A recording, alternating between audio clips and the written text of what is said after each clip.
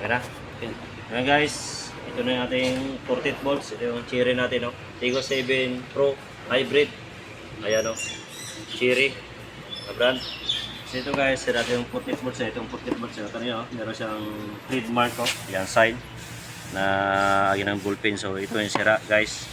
So ito na yung bago, brand nyo. So kapit natin dito guys. Papakita ko sa inyo guys kung paano magkakabit ito. So basic lang naman. Dito tayo.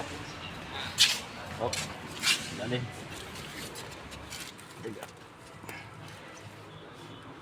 Ayan, makita. Kita sir. Ayan. So ito na yan guys. Ito yung forma niya guys. Ayan. Ayan. So ito yung positive niya. Ito pa yung kanya guys, sakit. Ayan natin yan.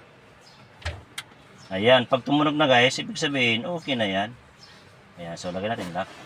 Tapos ito naman negative. So ayan, lagyan natin. May mga nut ito guys, so lagyan natin mga nut niya. Ayan. Notod sir. Ha? Notod. Notod. O yun na.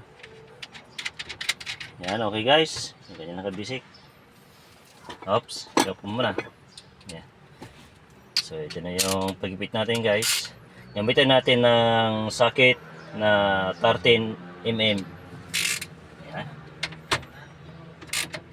Kailangan guys, nakapatay doon sa ating battery doon sa engine.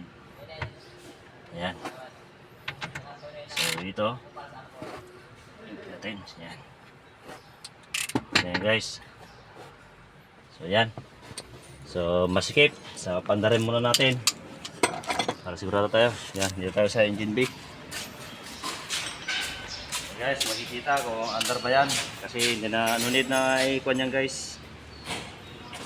I-program. Yan. So, yan. Yan. So, giniginig pa. Yan. So, pandar natin. Try muna natin i-on.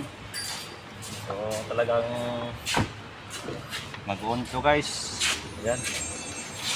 Matagal na itong hindi naka-under guys. Mga hapit madalawang taon. Ito. Ayan. Bago pa. Ayan. So okay na guys. Tignan naman ninyo. Ayan. So okay na. Start natin. Ayan. Ayan o. Okay guys. Umandar na. So ibig sabihin yun lang ang problema natin. 48 volts. Ayan. Shoutout sa inyo sa aking mga viewers at sa mga nag-subscribe sa aking YouTube channel.